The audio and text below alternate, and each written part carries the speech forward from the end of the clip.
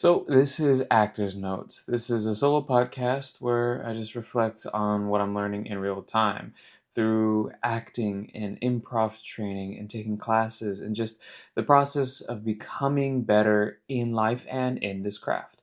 Now, I want to start off one thing for certain. It's that none of this is very polished lessons. This isn't advice from someone who's figured it all out in the acting industry and is a professional working actor. I have booked a handful of commercials as a model as well, here based in the Midwest, and I've booked my first feature film just a few months ago in March, and I'm hugely proud of it. And I do have on-set experience, and like I said, these are just notes that I'm noticing while I'm still in the middle of work, like actual notes, either in acting class or improv training, not really on set, even though that is curious to do.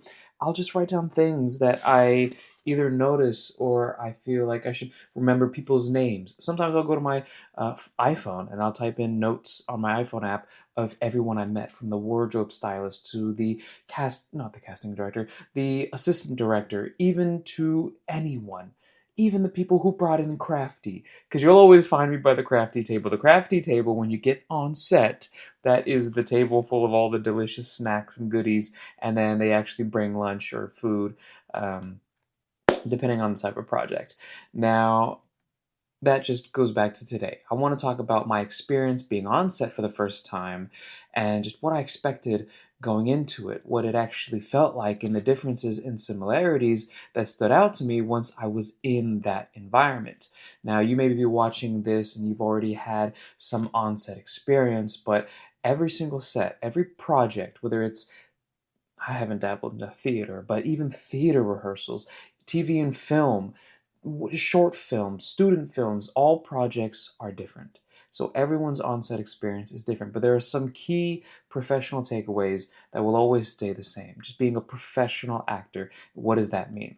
Now, I do also want to point out before we get started, this is a little bit more laid back on terms of actors' notes. This is just me going over my notes. I have a podcast mic here, but truthfully, I've been using these DJI mic minis, and they have been doing justice so far. So, a lot of the setup for actors' notes is different. My lighting equipment is better, but I'm just trying to brag now, just because I do really appreciate you guys listening to Actors Notes, and yeah, just so we can grow with each other. Now, I want to talk about not the first ever experience I had on set and the feelings leading up to it, but I wanted to talk about a TV series that I was a featured background in. Now, a lot of coaches, actors, whoever it is, they say, don't really, I mean, background work is background work. It's not really much. But like I said, it's featured background work. Now, what does that mean in my situation? Now, a part of this TV series, we did, I don't know, we did like 5 or maybe 4 seasons. All I know is that we filmed for 2 weeks. So this is the longest I've ever been on set. I've never experienced anything like this. So when I got the audition for it, it was just as, say, a model. Now I can say the name because I bet it's probably already released, as well as the other series. It's called Hot Court. Now you can watch it free on Tubi. Bobby Rice and Daniel Robbins, they are the directors, the producers of Hot Court, Hot House, and Hot Kitchen. Now, I was a featured background on Hot Court, and there were about maybe 24. It felt less than that, but I feel like it was probably 24 featured background in Hot Court. Think about it. You're in, the name kind of gives it away. You're in court, and the feature background is the people in the stands. Either the actual court, but it's called hot because they're hot. All the feature background, all 24 of us were actual hired models, and we would be watching the plaintiff and the defendant and the judge. We watched them have this funny bit or funny skit, whatever they were filming that day. Now, we filmed 2 episodes each day for 2 weeks. I did that once, and then they actually were going to continue doing Hot Court, so I did that for another 2 weeks. So 4 weeks in total, 2 episodes each. It was 24 models for the first 2 weeks, and then it was some of us some different, some of the same from the beginning for the next 2 weeks. I really wanted to talk about my on-set experience here because this taught me a lot about professionalism. It taught me about the routine that everyone goes through behind the crew, talking to the director, talking to the I don't know. There were so many people. There are so many titles when it goes to people on set. Just finding an AD, an assistant director, or I think it's not a PA, not a personal assistant. You'll find someone to ask questions, and everyone has a job. Everyone has a title. But your job on set, whether you have speaking lines as an actor, or sometimes even as models, depending on the type of work you do, will have a line or two. But showing up, and this is key takeaway: show up on time. Be prepared. Show up on time and be prepared. I would say know your lines if you had your lines. Be prepared falls into that. But, I wanted to talk about what I expected going into it when I first got the audition. And then I found out that I booked it and it said for 2 weeks. So I was like, oh my God, 2 weeks? I believe it was for Gosh, it was such a while ago, but it was so much fun. I just remember, I think we did 12-hour days. I remember 7 a.m. call time, 7 p.m. we finished. Sometimes we finish at 5, but I just remember showing up on set and like this is like depending on the project you do, regardless of what it is, you get to go to work. You get to Especially in my case, I didn't have any lines. I had to show up with wardrobe. So I guess that's something that I can begin with. And I felt a lot of pressure to bring the right clothes because when you get an audition and then you book it, and then you'll definitely get an email from your agent, from your manager, or if you self-submitted, you'll still get an email from the producers, from the company. Talking about wardrobe and what to bring, the location, your call time. Call time, essentially, and I think I have a pamphlet. I don't know. I have a whole bunch of scripts and stuff that I got to go through here. But you'll get a call time, and that just means when you have to be there at the location on set. Sometimes they'll be very specific, like you have to go around the corner or you have to do this and that. But they're very specific. You'll get all the instructions you need in that email along with your wardrobe. So wardrobe, sometimes you get a mood board or kind of like a storyboard.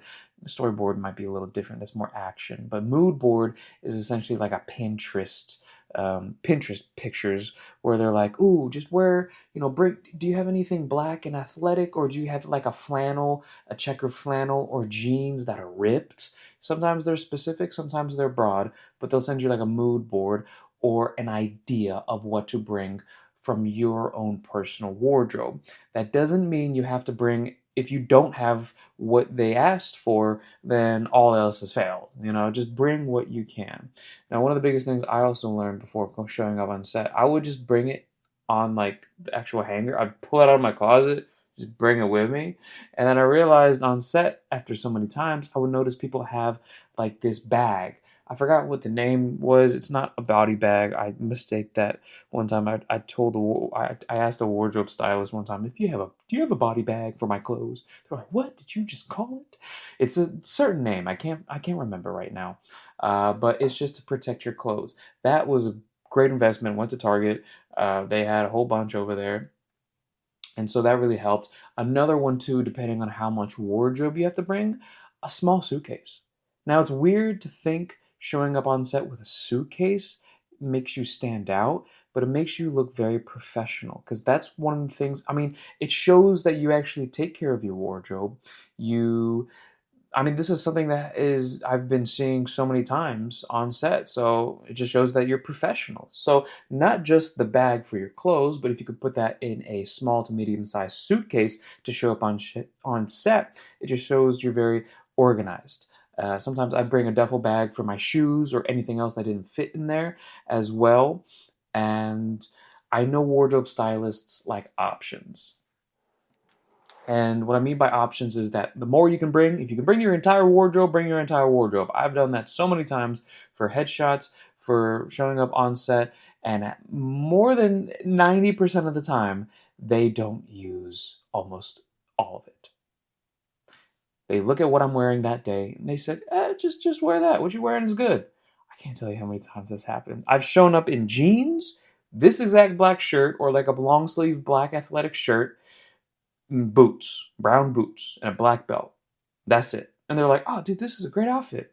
Wear that. I'm like, dude, thank you. I don't have to, because like taking out your clothes and putting them on a table, especially with all the camera crew and other actors or whoever you are is going around, you don't know where you are. Sometimes you're in a weird location in terms of just like where everything is placed and you got to place your clothes. Sometimes it's a hassle, but it's what you got to do. And if they say just wear what you're wearing, which might happen if you show up on set, it'll be like, I like what you got on. Now, the big thing with wardrobe before I actually get into what's going on set and my experience with it is logos. My whole wardrobe, I've gotten rid of so many logos. And if you notice this on so many different emails that you'll get with your call time, with all the information that you need, no logos. That's just for, TV and film. You don't see a lot of TV shows and all that having logos sponsoring Adidas or Nike. Sometimes you'll see an Apple, thing, but those are iconic. The less better, just for what do you call it? Copyright? Is it copyright? IP problems? I don't know, something like that. And so, yeah, no logos. Do your best. I shop at Abercrombie and Fitch, H&M, Old Navy. Those are my 3 go-tos. Abercrombie's really up there with no logos. And it's good quality too. Now, let's talk about the meat and potatoes of what's actually going on. Showing up on set. Even though, yeah, like I said, I was feature background. I had no lines, but I was able to experience 2 episodes, meaning there was 2 different actors. Sometimes it was a group as the plaintiff and defendant, if you think about it in the court terms, and then the judge. Even the judge was an actor. He was like the main actor, an amazing actor, and everyone had their lines, and it was this banter. And I would notice things. I was like, oh, I didn't realize that's how you make a TV series. Now, like I said, every project is different, but in my case, say we were filming 1 episode, right? We would have our wardrobe as the hot court. The wardrobe stylist would go to each of us each morning, pick out an outfit, and then another outfit for the second episode. We'll be shooting that later that day, and then they would be setting up the set. It was the same set we used. Nothing changed about the set. It was just the camera angles that changed. Some we noticed, some we didn't notice because we didn't have to. And I'll get to that here in a second. But we would change into our outfits. They would call us to set. We would get into those, those pews, those aisles. And before all this happened, by the way, the 2 actors, or if it was the plaintiff and the plaintiff and the defendant could be groups of people. They would arrive as well. They would get dressed up. They would actually go rehearse. I forgot to say this. This makes total sense.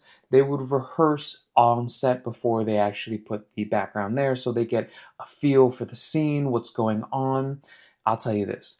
Even though that we weren't allowed back there, I've experienced, like I said, I did my first feature film. Yay, Gio.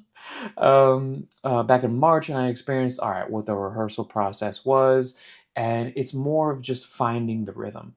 It's about collaborating because the two actors in this situation, they never met. They showed up at the same time. They probably just met for that very first day, even though they have this scene that could be very intimate with the words, or they could have a relationship. This all goes to acting. This all goes to your character breakdown, your script work. You don't have to know this person to have a great scene with them, but you do have to be collaborative. So when you go to rehearsal, you just work. It just lets you kind of just work it out. You see what this scene is about. You see how your partner might give you a line that when you were rehearsing by yourself, when you had no one to do it with, or you're fortunate to do it with someone else. It's still a different person, so they might deliver a line to you that you didn't think, like, oh, why'd they ask that like a question, or why'd they say that with such sincerity, or why are they just being a dick with this? I thought they were supposed to be nice in this scene. It's their actor's choice to make this character come alive. However, they, of course, stay true to the work and prep as best you can. But when you're on set, you just don't know. And here's another big thing, too. Actually, I'm going to hold off until we get to set. I'm going to still talk about rehearsal. They would rehearse, the judge, the plaintiff, the defendant, the director. They would all go through this flow, trying to figure out the scene. It was very comedic. So a lot of improv was taken in place. That I took improv class at the Second City in Chicago, and I was very proud of that. I vlogged the entire trip. If you want to know more about that, actually, this is Actors Notes. This is a totally new YouTube channel. Or if you're listening on Spotify, this is a new podcast. So I'll have to figure out how to get you guys my improv journey. But I essentially vlogged my improv journey. But going back to what I'm saying. After rehearsal, which doesn't take too long, they would call now the feature background. We would show up on set, get in our pews, get situated. Excuse me. And one of the things I would notice is that when they started the scene, they would mess up. Of course, nothing ever goes perfectly, but I didn't realize that they would be doing take after take after take after take, and doing it different variations, because the director, even if they called action, the director, and every director is different as well as with the project, they would give them a different direction. They would say, actually, can you say that more like a question? Or we're trying to be more funny here. Can you give me different variations? That was another one. They said, ask that question and give different options. So we have multiple for when we edit this post-production. So they would ask a question, something like, what did I notice? That would be the question the actor would say. And they would say, what did I notice? Or, what did I notice? They would say they would say it in that sequence, which seemed odd in real time. As you watched it, you said this person said the same line 3 different ways. It was really funny, actually. A lot of it, the feature background, we're really good friends. We all follow each other on social media. We joke about how funny it was and how hard it was not to laugh. But going back to the direction, this is another key point that I want to make sure you guys understand when you show up on set as an actor. If you do have working lines or something you might experience, that no scene will ever be the same. Sometimes. Okay, I want to say that loosely, because there are some actors, in my case, I did do this for the feature film, and I am going to learn from this lesson, that there are some actors who will say the exact same line the exact same way. They might even say the whole scene the exact same way. Even 2 actors might do it the exact same way, take after take. And a take is essentially say action, then cut. They might do it again because, I don't know, they have to get different camera coverage, which I'll get to here in a second, or the director might give them more information, might give them a different direction. Some actors may still deliver the same performance they just did the take before, or they might do something different. Now, it's the actor's job to be very adaptable. That's another key point. Your ability to adapt, because the director will give you might give you a curveball, might give you new lines. That's another huge one as well when we were filming this TV comedic series, which was that these 2 actors had a set in stone script. Sometimes they would get revisions before getting to set. And say, actually, this joke we don't like this joke, we scratch it out, here's a different joke. Sometimes the day before, sometimes the week before, it all varies. But it'll still happen even when you are filming. You got your makeup, you're in your wardrobe in real time. The director will say, actually, scratch that entire joke out. That could be, a thick chunk of dialogue, and be like, say this instead. And they would say a your mama joke talking about their red dress, and it's summertime, and I don't know, improv the rest, but talk about their red dress. We really want to hit that note. That's a direction that's a director can give you. And you're like, sure. And sometimes they would just mess up that direction, but they would just keep doing it until they got it right. So your ability to adapt is very important. Now, I don't want to scare you with that, but that's the whole point as an actor, to discover in your ability to work with another actor, with another group, and see what they give you. And don't get so fixated on the lines. That's one thing that not just for this feature background role, but for just so many projects where I was trying too hard to control and overthought a lot about the lines. I got to say these lines.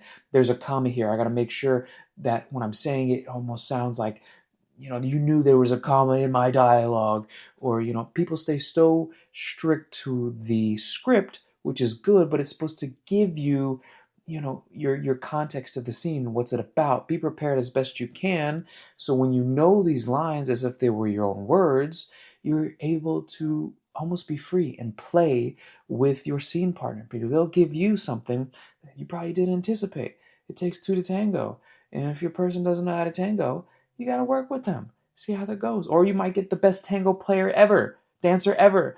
And you're like, oh, shoot, I got to up my game. I got to try something different. I got to step up. I got to be faster. So it's all about adaptation. Now, I think listening is one of the biggest things that mattered. Listening, being present, and just taking direction. I don't want to give you too much, but I think those three things I noticed every time we had a new character or characters as the plaintiff and defendant. The best ones we saw where they didn't really mess up, but doesn't mean it's the best acting per se. It just meant that they were so fluid with each other because they were actually listening to each other. They were present in that moment, and when they would take direction, they would listen, they would be present, and do the best work they can. And that's what exactly you're going to do. That's what I did. Just do the best work you can. Listen, be present, and take direction and your ability to adapt. Same things with taking direction. Now, I know I'm a bit all over the place, but here's what I would do differently, coming from all the commercials, like the feature background role, the feature film that I did, from when I first started, especially when it comes to simplicity, because I will still overthink a lot, but I think less is more. So the more simple you can make things, the better. What do I mean by that? I mean, like I said, with, say, the script, prepping. I remember for my feature film, and I really want to get into the meat and potatoes of this, and this was like the biggest realization for me, was that my scene was only like 6 lines, but I wanted to make sure I got these lines. I remember 3 days in, I would say it right when I woke up, right when I went to bed. I would say it during a run. As I worked out in the gym, I would say my lines. It looked ridiculous, but who cares? I was in a movie. So I'd say my lines. I would know those lines so much, and I think Ian Sir Ian, I forgot, but he was Magneto in X-Men. I forgot, but I don't remember. But he said, know these lines to where you can say them backwards. As in, you have your script from beginning to end. Can you say your lines end to beginning? I would do that, and I would nail it, and I would know my lines. And here's the realization. I would stay so fixated on the lines that when I showed up on set and we would go through rehearsal, I would deliver it exactly as the text said, but I wasn't listening. I wasn't present because I was so fixated on getting these lines right that I wasn't able to adapt. Not just to the director, and I did my best to the director, but adapt to the other actors, to the other actresses. Now, this is very Meisner. Sanford Meisner talks about reaction. He talks about how he knows actors get in their head and overthink, and you might be in this position as an actor when you go over your scenes, and maybe you have an entire page, 2, 3, 5 pages of dialogue. Maybe it's an entire movie. Maybe you're the lead. That's crazy if you're the lead and this is your first movie. Congratulations, but that's amazing. That's crazy. But Sanford Meisner talks about reaction. He knew actors got in their head. So instead of just focusing so much about the internal work, all the prep work, focus on the other person. What do they give you? How do they deliver a line? It's your job, yes, to know these lines. If you can say them front to back, backwards to forwards, and I knew my lines 3 days in. I was just getting in my own way because I didn't want to mess up. And you might be in the same situation. And Sanford Meisner knew that. And he said, just react. Just react to them. How do they feel about what you just said? How do they think? What do you think they're thinking about right now? Just like that. You're like, what is he thinking about right now? That's better acting, when you're actually listening to them and reacting to them. And that was something I just didn't do for my feature film. I was so fixated on these damn words that it took me out of the moment. I remember I had this self-awareness, self-realization moment in real time as we were filming. I was like, I'm in my head so much. I gotta listen to this dude. I gotta listen to these two girls while we're in our scene. And in that real time, I was trying to adapt the best I could. And I did my best work. I remember talking to the director. I was like, I messed up my lines a lot. And he was like, dude, don't worry. You did great. That might just be the best thing you could ever hear. Um, so yeah, that just made me realize, what should you take away from this? What's the key takeaway? If it wasn't for the first three things I said, whether you're say a model, a commercial, a lifestyle shoot, or you're an actor, you're doing scenes, TV series, feature film, what it may be. It's so cliche, but it matters so much. And I'm here to remind you that it's the listening. I hope you were listening as I said that, because I was waiting to see. Sometimes when there's a pause, you kind of be like, oh, I wasn't listening. But if you were listening, you know you were listening. Listening, being present. So easy to think about, what's my next line to say after this? If you're thinking that in your head, you're not present. I did that so many times on my feature film. I did that so many times during I did a short film that I was leading. I was thinking about my next line. Like, I say this, you say that, then I say this. No. What? No. That's the whole point of the Sanford Meisner. I'm going to take a... I'm going to be upfront too. I've never taken a class. I've just read his books. Where's his book? It's downstairs. But he just talks about the reacting, the listening. If you're thinking about your next line, you're not thinking about how they're saying something that will affect how you say your next line. That's what it means to be prepared. Prepared just means you know the lines. But when you're on set, it's a whole new world you're experiencing, because the director will give you maybe even new lines that you have to improv. You have to stay true to the character, know the character, have your character breakdown, whatever that technique is for you, and then just play with the other actors. Be present with them. So yeah, listening, presence, what you say, listening to them, how that might affect what you feel. And then, like I said, be prepared. And of course, the beginning three I said, show up on time, be professional. This is still a job, right? You still show up on time. You're still kind to your castmates, to the director, to everyone, and be a good teammate. That's the whole point of collaborating. Because yeah, you could be an amazing actor, but if you're a dick, nobody wants to work with you. You're difficult to work with. That just makes the days longer. I've had the most fun, whether that's acting or content creation when I'm collaborating, or any job I've had in the past. It was more fun when you had someone that would work with you. That's the whole point of improv as well. The whole yes and them agreeing with what you said and adding on top of it. That's what I loved about improv so much. And I definitely highly recommend taking an improv class. So I think that's where I would leave you. Listen, be present, be prepared. Now, where I am with all of this, I'm still learning. Like, you could be like, gee, I knew that, or dang, that was really insightful. Regardless, I'm over here thinking, I gotta practice that more. I know I gotta listen, but I gotta practice what I preach, and you gotta continue to, how do you call it, exercise, get those reps in. Um, Otherwise, it's an active thing. You have to actively listen, do it every single day. You have to actively be present. This goes beyond acting. This goes in your everyday life. You can still practice acting in your life by listening, active being present, active showing up, being prepared. If you have to be somewhere, show up on time.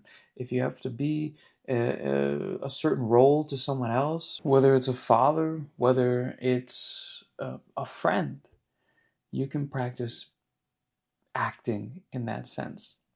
Now, like I said, these are just notes. Okay, this is not answers. These are just things that I'm noticing while I'm still in the middle of figuring it all out. And I think that's the point here.